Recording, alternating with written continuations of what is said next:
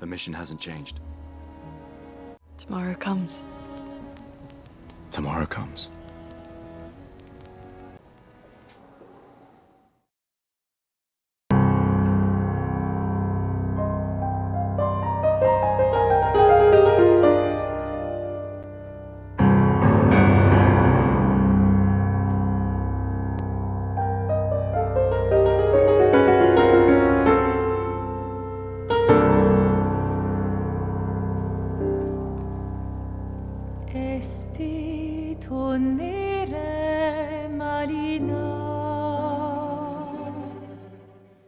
It is very rare that we get an experience like this that is this memorable in gaming.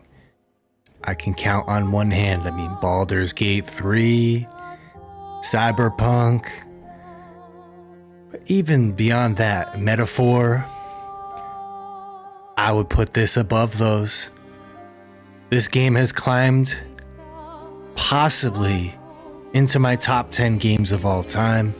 Definitely in my top 10 RPGs. Clair Obscur Expedition 33 is a must-play game. I don't mean just for JRPG fans. I mean, this is for anyone that likes a good story, amazing music, an amazing battle system, amazing art, pure passion and attention to detail in this game. It's astounding. First, let me start with the premise, because it had me hooked. So in this world, every year, there's a mysterious figure known as the Paintress, who paints a number on a distant monolith. Now, for 67 years, she's been painting a new number each year. It slowly goes down. 99, 98, 97. When she erases from, say, 97 to 96, everyone who's 97 years old is erased from existence through a process known as the gommage. This game starts as it transitions from 34 to 33. So as soon as 34 is erased, everyone 34 years old is gommaged, and only people 33 years old and younger remain.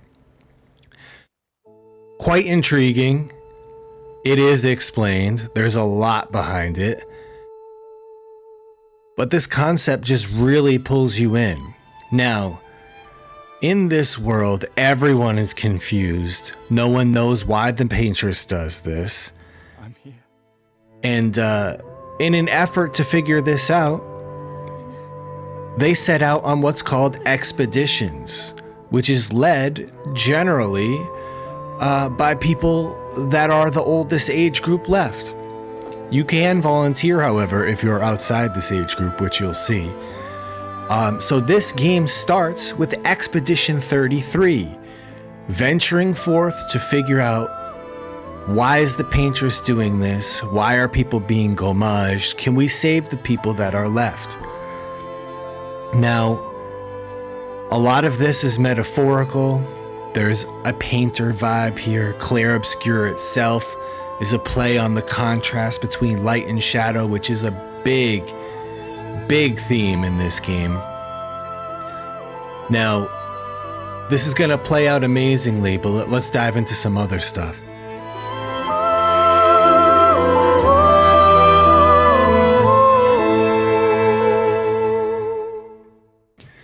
Now first, this game is clearly inspired by other JRPGs. I mean, it follows some real-time combat cues from Legend of Dragoon. The menu and stylistic camera shifts as you go through the menu are clearly a nod to Persona. There's social systems in here that are a nod to Persona. There's parry and dodge mechanics that are clearly inspired by FromSoft. Now, I've heard one of the directors on this game actually likes to speedrun Sekiro. That makes total sense. I've got a traditional overworld in here, goofy side characters. There's odes to games like Lost Odyssey. Nier Automata, Final Fantasy X. I mean, it really is a JRPG fan's dream. Now back into the story. This story unfolds in multiple acts. There's a lot of tension. It seems whimsical, almost Disney-ish. But I promise you it's not. You are going to encounter quite a bit of violence. There's going to be blood. There's going to be death. There's going to be suicide. There's going to be a lot of gray area. Now, as you go through the story, it's a bit slow to unfold, and there's a lot of mystery. There's a lot of twists. What you know in Act 1 will only compound on itself in Act 2 and only continue to be explained in Act 3 and further. As the story continues to unfold, you will only be more immersed because, let's just say there's a lot more behind everything than you would imagine. And when this all pays off, let me just say, it is one of my favorite worlds, stories, and group of characters in any media I've ever experienced. And by the end, man, I immediately ran it back with a second playthrough just to pick up on all the little details that I know I missed when I was confused the first time through. I've already made it to Act 2, and let me just say, it is totally paying off. Now, the combat.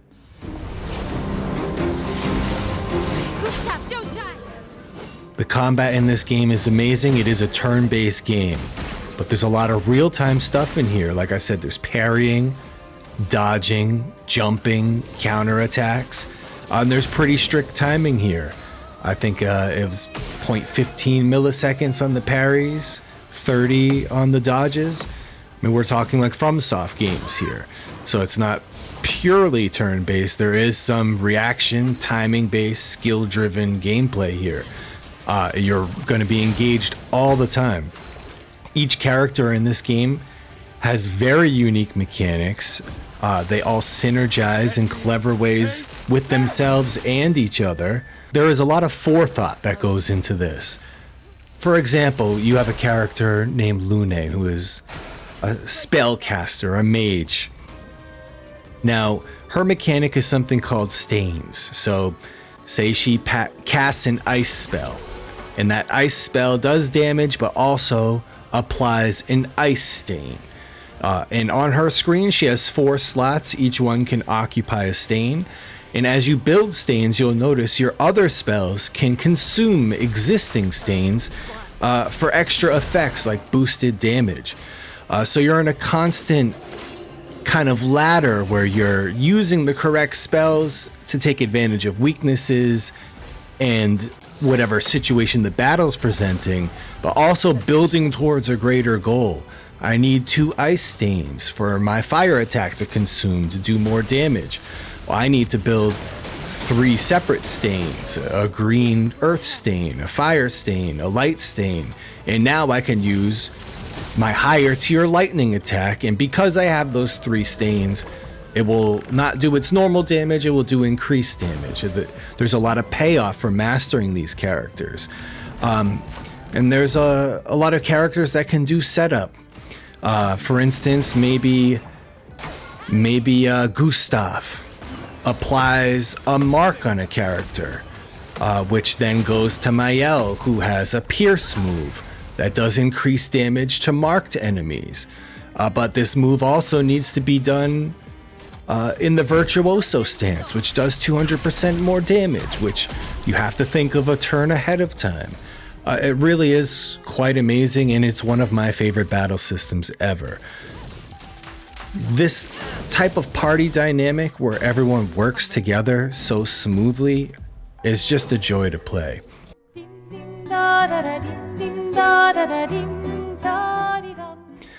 Now next, I need to talk about the music. I would say the soundtrack in this game is legendary. The emotion it pulls out of you, the atmosphere, the timing, what songs play at what points.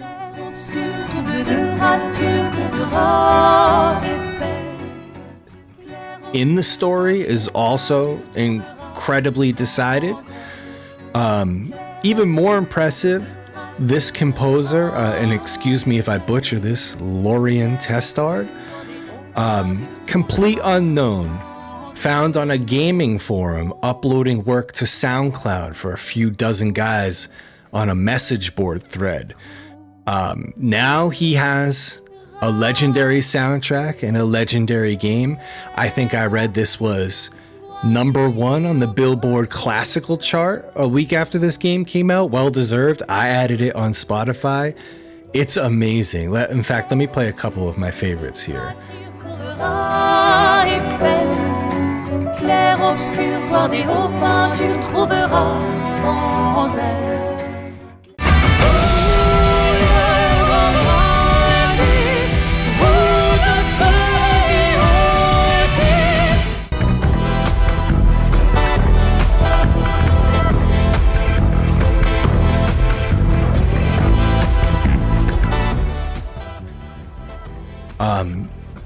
Another thing, the dev team, apparently it was only around 30 people. Some say 33, which would be amazing.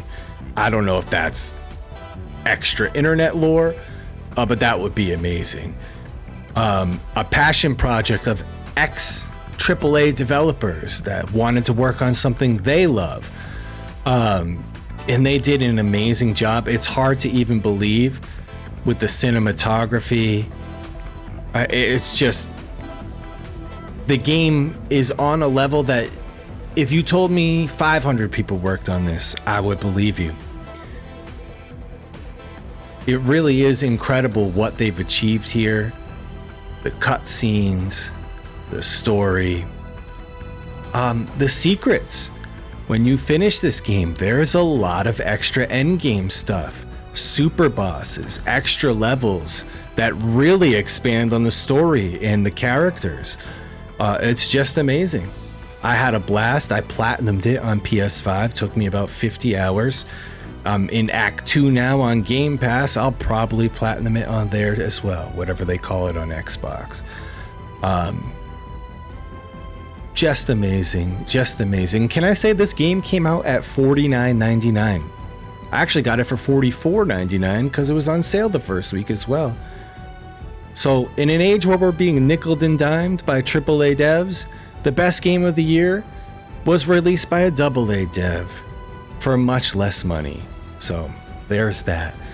So yeah, in closing, Expedition 33, I consider a modern day masterpiece. It's easily in my top 10 JRPGs, probably in my top 10 games of all time. A love letter to JRPGs, a masterclass in gameplay, a masterclass in music. Really just everything you could ask for. 10 out of 10.